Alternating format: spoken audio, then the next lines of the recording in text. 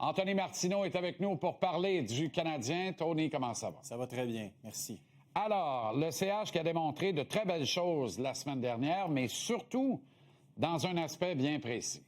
Absolument. Et je pense que cet aspect-là, Jean-Charles, va servir l'équipe jusqu'à la toute fin de cette course, de ce sprint éliminatoire, et c'est-à-dire le Wolfpack mentality, la fameuse mentalité de on se tient entre coéquipiers. Et cette mentalité-là n'était pas là avant le match contre les Bruins la semaine passée. Je me rappelle d'une séquence où Jacob Fowler contre les Ducks se fait rentrer dedans. C'était dimanche soir au Centre Bell. Personne ne va lui rendre visite. À ce moment-là, moi, je me dis « Oh, ça sent pas bon ». Et depuis, le Canadien a affronté les Bruins, le Canadien a affronté les Red Wings et les Islanders, 3 opposants directs dans cette lutte éliminatoire. Et à chaque fois qu'on touche le gardien de but, à chaque fois qu'on essaie de s'en prendre à un joueur du Canadien, l'équipe adverse reçoit de la visite. Et ça, c'est pas étranger, selon moi, au réveil de Kaden Goulet, Jean-Charles. On parle énormément, avec raison, de la performance étincelante du premier trio. Suzuki, Caulfield, Slavkovski, les gens ont soif d'offensive. Ça fait des années que les gens n'ont pas vu autant d'attaques. Mais je pense qu'on doit parler présentement de ce gars-là, Kaden Goulet, à quel point il a donné le ton contre les Islanders. D'abord, en début de match, frappe Anthony Duclair qui, en passant, a raté le match du lendemain contre les Blue Jackets. Mise en échec percutante. Mais regarde ça. Kaden Goulet, 3 points, mais aussi 3 tirs bloqués, 3 tirs, 2 mises en échec et 14 minutes au cachot, dont certaines de ces minutes-là sont liées à cette fameuse séquence où il a décidé d'aller aider son capitaine. Et c'est drôle, je te pose la question, mais je suis persuadé que tu vas me dire, moi aussi, je me suis rappelé ça. Un gars qui va aider son capitaine, c'est ce qu'on n'a pas vu quand Radko Gudas s'est allé geler Auston Matthews. Et pour moi, ça parle extrêmement fort. Une équipe, on le voit, là. Barzal sur Suzuki, Goulet dit non, ça se passera pas. Il va falloir que ce soit à moi que tu donnes des taloches si tu veux t'en prendre à mon capitaine. C'est drôle, ça tentait moi à Barzal un petit peu. Alors, cette fameuse mentalité-là, Zachary Bolduc m'en a parlé ce matin, et j'ai envie de te lancer aussi sur Jakub Dobeš, qui n'était pas d'office samedi, mais qui aime tellement jacasser aux joueurs adverses, entre les bancs, même s'il n'est pas impliqué dans le match directement. Je lui en ai parlé, il n'avait pas trop le goût d'avouer ce qu'il avait fait. On va aller écouter la séquence. Chaque match est extrêmement important, puis tu as soif d'amener l'intensité, l'énergie, le désir de vaincre à chaque soir, puis je pense que les 20 gars qui sont en uniforme, on le fait bien à chaque soir. Là. I feel like people read too much into it. I saw some comments that, about the referee, but I wasn't even doing really anything. I heard everything that was going on between the benches, and you are not part of it. No, since the last year, the whole Washington thing, and I try to stay out of it. I try to focus more on my game and be more. I just don't. I don't. That's not part of. I'm not even good at chirping, really. Il est pas très bon dans aller chercher l'adversaire. Je pense que, en tout respect pour Jakub, là, c'est l'un des meilleurs en termes de tu sais. Mais bon, c'est correct. On va se faire ce qu'il nous a dit. On ne passera pas trop de temps sur le gars qui n'a pas gaulé, là, par contre. Là. Surtout que il aurait dû gauler tant qu'à moi. Là. Ah ben oui, mais tant qu'à moi aussi. C'est indéniable. Ça a bien fait. Encore une fois, Fowler, faux départ. C'est toujours 2 buts sur 10-15 tirs. Là, c'était 2 buts en 4 tirs. Oui, ça a mal. Tu sais, la décision aurait pu éclater au plein visage du coach. Là, on est content, c'était une soirée parfaite. Ça aurait pu être moins. Mais encore une fois, on a un peu joué avec le feu, mon humble opinion. Là. Absolument. Le but d'Heinemann, je vais être là demain. Là. J'espère que oui. Le but d'Heinemann, Fowler était très profond. Oui, sa cage, notamment. Hein. Souvent très profond. Pour un 5 et 10 et demi, pas déclaré, là, devrait être un peu plus au-devant de son rectangle. Une opinion bien personnelle, évidemment. Oui, dans le cas de Goulet, là, c'est drôle, hein, parce qu'on en parle ici. Boum, il joue un match. On n'a rien à voir avec ça, là. Mais il joue un match, enfin, comme Kaden Goulet. Parce qu'on s'est rendu à dire qu'il n'y a pas de toughness dans la brigade défensive du Canadien. Y a-t-il quelqu'un qui se souvient pas pourquoi on a réclamé Kaden Goulet et tout le bien qu'on disait de lui et de la relève potentielle de Shea Weber? Exact. Là, on a vu l'émule d'un Shea Weber, autre temps, autre mœurs, mais dans la direction d'un Shea Weber samedi soir. Maintenant, peut-il jouer avec autant de confiance et sans peur de se faire mal encore une fois sur une longue période? Ça va être la clé la suite de la carrière de Kaiden Guhle. Oui, parce que les blessures qu'il a eues, Kaiden Guhle, Jean-Charles, c'est pas des blessures qui sont faciles à gérer pour un joueur de hockey. C'est lacération du quadriceps, les adducteurs. Pas possible. Fallait lui donner un peu de temps. Monsieur Malchance. Exact. Et là, on a entendu Zachary Bolduc. En voilà un. Les gens, comprenez qu'est-ce qu'il fait dans l'alignement. Puis comprenez pourquoi il n'y avait pas d'affaire à sortir de l'alignement à la dernière occasion. Comprenez-le très bien, s'il vous plaît. Parce qu'il est partout dans les registres statistiques parmi les meilleurs attaquants du Canadien. La seule affaire qu'il ne fait plus, c'est marquer des buts. Avez-vous remarqué avec qui il joue? Puis avez-vous remarqué que vous ne le voyez jamais en avantage numérique?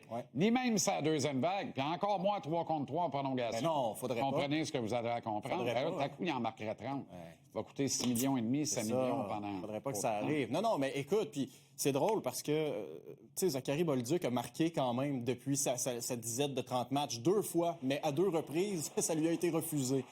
Dernier exemple, c'est contre les Islanders. Et écoute, j'ai demandé à Zachary ce matin, Patrick, il s'est passé quoi après le match? Est-ce que tu lui as envoyé un message texte? On sait que Patrick l'a dirigé chez les Remparts de Québec. Il dit, ce que les gens n'ont pas vu quand je le regardais, Patrick m'a esquissé un petit sourire. C'était de bonne guerre. Il dit, j'ai texté Benoît Desrosiers après le match, que je connais très bien, l'adjoint à Patrick Roy. C'était l'adjoint à Québec. Exactement.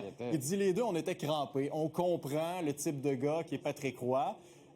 Maintenant, il y a une combinaison qu'on n'a pas vue, à moins de me tromper, là, mais depuis le début de l'année, Bolduc et Demidov, ça s'est pas donné. Ouais. Alors que, je sais pas si c'est avec toi, mais de mémoire, on en avait parlé, puis on se disait, ça serait intéressant. Oui. Bolduc avec n'importe qui, ça serait intéressant. Surtout sur un top 6. Surtout. Tu sais, sur samedi, on aurait probablement fait la même affaire. Patrick, lui, prépare le match du lendemain contre Columbus. C'est dire, hey, never quit. Si on abandonne, on est mieux d'arrêter ça tout de suite, on n'est pas dans le bon business. Fait que même si on n'a aucune chance de gagner ce match-là, moi, au-delà d'y croire encore, m'a vous montrer que j'abandonne pas. Fait que c'était pas contre Bolduc, c'était pour son club. T'allais gagner 1-0 hier contre les Jackets. Exactement. Puis ça, c'est un bon point, parce qu'au classement, si on a départagé 2 équipes, le différentiel entre en ligne de compte à la fin. Si ça se joue sur un but et que Patrick a dit « Hey, Zach, tiens, prends-le ton but », mais non, c'est pas comme ça que ça fonctionne. Maintenant, tu parlais de catégories où se distinguait Zachary Bolduc, mise en échec, revirement provoqué, son travail en termes de tir bloqué. Alors, c'est drôle, hein, mais tous ces éléments-là en séries éliminatoires, on va se mettre devant Zachary Bolduc et on va dire « Merci, merci, merci », ça va débloquer, il y a des opportunités. Maintenant, comment lui voit-il sa séquence quand même de 30 matchs sans marquer, Zachary? OK. Des fois, c'est difficile pour le joueur de mesurer son progrès s'il ne se fait pas récompenser avec des buts. Puis il y a un petit peu de malchance. Je pense qu'il y a 2 buts qui sont faits refusés. Fait que ça aurait été peut-être des situations où ça peut l'aider avec sa confiance. Mais on sait qu'est-ce qu'on voit, nous autres. Puis moi, je pense que c'est une manière de temps. Puis je pense que je l'ai dit l'autre jour que Boldy va scorer, c'est un marqueur. Mais j'aime comment il se comporte sur la glace, les autres actions qu'on voit beaucoup. Finalement, on a entendu Martin Saint-Louis, mais Bolduc, ultimement, disait un peu ce qu'on dit. C'est difficile pour un marqueur de ne pas marquer, mais je sais que je fais les bonnes choses parce que je marque. C'est juste que ces buts-là me sont refusés. Pour l'instant. Cole Caulfield et Nick Suzuki, 2 courses très intéressantes. Je disais que les partisans, Jean-Charles, étaient assoiffés d'offensive. Pourquoi? Parce que ça fait des années qu'on se rabat. Et entendez-moi bien, quand je dis rabat, c'est positif quand même, mais sur Carey Price, sur son travail, après ça, il y a eu la reconstruction. Mais là, regardez ça, là. J'étais petit, je regardais le journal, puis en aucun espèce de moment, je voyais des gars du Canadien dans le top 10 des marqueurs, des pointeurs. 51 buts, projection pour Cole Caulfield, 101 points pour Nick Suzuki. Ça se pourrait, comme dirait l'autre, mais il va falloir qu'il continue sur cette lancée-là. Je ne sais pas si toi, tu y crois. Moi, je ne peux pas le choix de te dire que présentement, moi, je crois à ça. Il n'y a plus aucun doute. 50 buts pour la première fois depuis Stéphane Richer. Ouais. 100 points au moins, première fois depuis Mats Naslund. Ouais. On recale avant Stéphane. Là. Ça fait plus fou, de hein? 40 ans. Ouais. Puis il m'a dit, si Kapanen a un spasme un peu, là, parce qu'il est un peu dans le formal par rapport à sa touche de marqueur, s'il pogne un spasme, on pourrait avoir 4 gars à 25 buts ou mieux, alors qu'on a été pendant 10 ans à se demander, un tel va-tu en mettre 20 dedans cette année? On se demandait si on allait avoir un marqueur de 20 buts chez le Canadien pendant plusieurs saisons. On pourrait en avoir 4 à 25 buts ou plus, dont 1 à 50 et probablement 2 à 30, parce que je pense que Suzy a dans la tête de ramasser 30 buts encore une fois. Puis Slav aussi rendu là. Mais tu sais, toi, tu as quand même été un petit peu plus choyé que moi en termes de Canadiens dominants offensivement. Moi, J'ai eu, là, Tony. J'avais l'âge de tes kids. Je sais, mais ouais, j'avoue que tu l'as moins. Ouais. Ben, non, pas dans les années 80. 90. Oui, dans un peu. Oui, oui. Attends une minute, là. C'est dans le ventre de maman. C'est ça. Ouais, 40 bientôt. Tu sais, je veux dire, moi, je suis quand même passé à travers des années où c'était difficile offensivement, mais j'ai dû me taper Nick Cousins puis Michael Pekka sur... Ben, c'est ça, là. Mathieu Pekka, excuse-moi. Alors, Martin Saint-Louis... Encore pire. Pas mal pire. Alors, si nous, on est excités, l'entraîneur-chef aussi l'est par rapport à son équipe. OK. I'm excited. I'm a fan. You know, they're fun to watch. They're workers. You know, I'm not surprised. They're good people. They're workers, and they love coming to the rink. And I think we have an environment to help them progress, and they've all done that. And they're a big part of our success, no doubt. It's exciting. Malgré qu'ils ramassaient leurs points, beaucoup avec un homme en plus quand même, le petit point ça et là, c'était plus difficile dans les matchs plus serrés depuis 2 semaines et à bas pointage. Et on en parlait la semaine dernière, encore une fois. Je sais bien pas sur quel plateau, mais on y est encore. Il faut que ces deux gars-là, je parlais de Suzuki Caulfield, trouvent une façon de débloquer et d'amener l'équipe au niveau supérieur dans des matchs de 4 points très serrés contre des clubs qui veulent voler notre steak dans notre assiette. Samedi soir en est l'exemple éclatant. Absolument. Ça démontre qu'ils peuvent le faire. Maintenant, il y a aussi des exemples, Celebrini et Leo Carlson, où c'était plus difficile.